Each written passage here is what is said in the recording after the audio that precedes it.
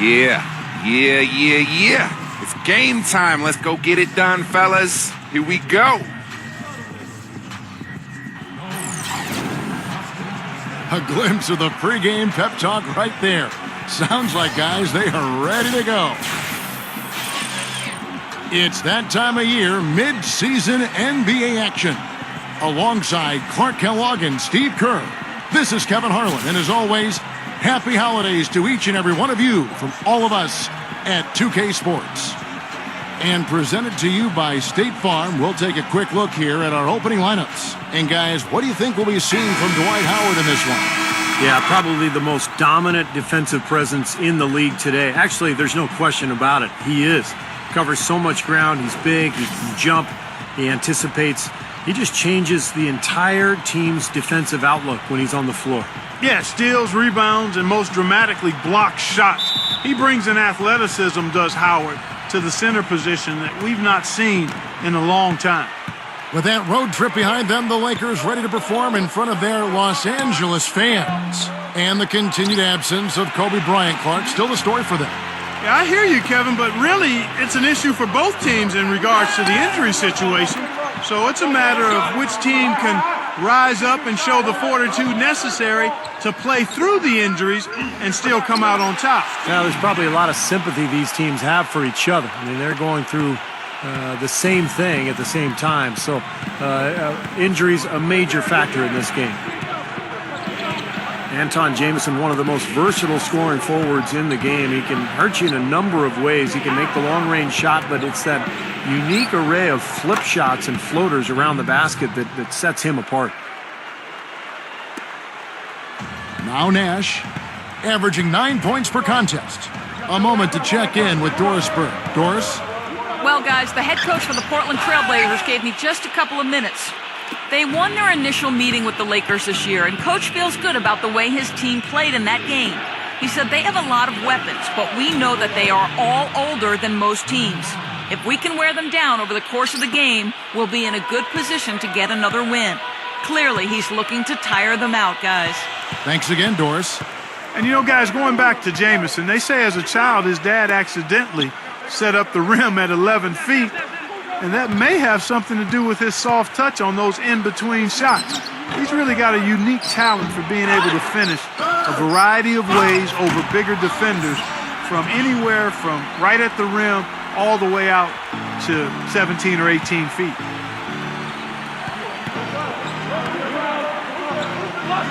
Here's Mr. Clutch. Lets it go from the wing. The Lakers with the rebound. Howard's got his third rebound on the night. They're getting their second look at the Portland Trail Blazers in this one. Yeah, they didn't play well that night. They weren't very aggressive. They shot the ball too often from the perimeter, never got it inside, and they were also very shaky from the foul line. That's good. Howard's got his first points in this one. Here's Mr. Clutch. From deep. Dwight Howard pulls it in. Howard's got 4 rebounds now tonight. There's really no excuse. I don't know how many times we've seen it, especially when, Clark, it's time for the playoffs. The winners usually make their free throws. It's elementary, Watson. Make your free throws when you get them. Everyone needs to take their time, get into their routine, and fundamentally execute the free throw shot. It's Kevin, not Watson. Okay, well, right, Kevin Watson. All right, good. Yeah. Hey, I like that. Okay, Yeah. all right. Tell you, they might have to make a defensive adjustment. They can't give him that kind of a look from beyond the arc. This all setting the pick for Nash. Back to Howard. Hops loose off the pick and hammers it home. Boy, that's some physical basketball out there. I'm glad I'm not in the middle of that. A hard pick and an assault on the bucket. Old school stuff there. Yeah, there was a lot to like on that play. The Blazers ended up in the back of the pack for the playoffs last year, but for a while they were right there in the mix. Ultimately, they decided to make some changes and try for this year, but not being able to win consistently on the road really did them in a year ago. The Trailblazers have gone 3 of 7 from the field since we've gotten underway. And they won that game, guys, in large part because of the defense played by their bigs. They turned away more than their share of shots. And I thought it got into the other guys' heads as the game went on. I mean, They weren't taking it to the basket nearly as aggressively. You're right, Clark. When the injuries started piling up for the Blazers last year, it was very tough.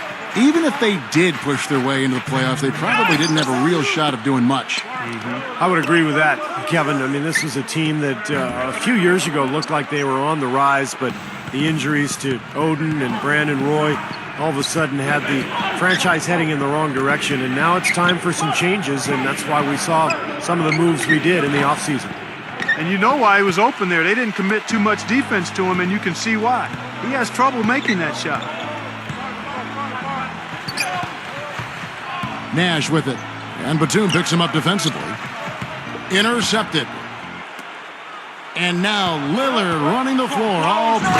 Get it! Watch out now.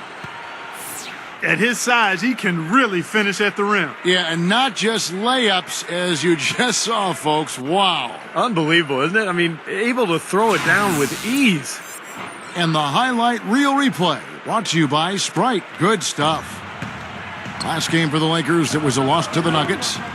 And guys, had their free throw shooting been anywhere near up to par, I think it would have changed everything in that game. No doubt about it. I mean, there is a carryover effect when you're not having success at the line. It infiltrates other parts of your game. A platoon swap here for the Lakers. An almost entirely new group here for Portland. Knocked away. And it's the Trailblazers on the break. No one around. And the layup is good. Mr.Clutch has got 11. They have no answer for him. He's just putting on a dominant display of offense. And here is Duhan. To the paint. Barnes. And it's good. Assisting on the play was Duhan. Kevin, great finish on the low block. I love it. 1:41 left to play in the first quarter. Here's Maynard, fended by Duhan. The feed to Leonard. Feeds to Maynard. Over Duhan. That's good from Maynard on the assist by Leonard. Now, they read the defense perfectly that time. Lakers trail by 7. Here is Duhan. Now the pass to World Peace. Right side, World Peace. Goes up at the stripe, and he hits the jump shot. Portland with the ball. Here's Mr.Clutch. Kicks to Maynard. Here's Mr.Clutch, covered by Barnes. The quick pivot move got him the angle. Mr.Clutch has got 13. Boy, he's been good offensively tonight. I really like what I've seen. Duhan kicks to Barnes. World Peace with a screen on Matthews. Off the screen. No luck, so the Trailblazers will take it the other way. They are setting the tone here early with their work on the boards. Yeah, only a moderate advantage here, a slight one, but as the game wears on, it's one they'll definitely look to build on. Here's what the Lakers are going with right now. Earl Clark's checked in for Meta World Peace. Ebanks comes in for Matt Barnes. And it's Jody Meeks in for Steve Blake. Here is Duhan. He's covered by Matthews. Hill, no good.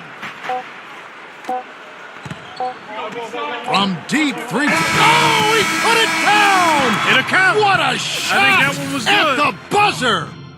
Well, he just throws up a prayer and it gets answered. And those kind of shots are such a big lift for any team going into a break. So as we end the first quarter, already a double-digit ball game. Trailblazers out in front, leading by 10. And we'll get things started in the second quarter when we return.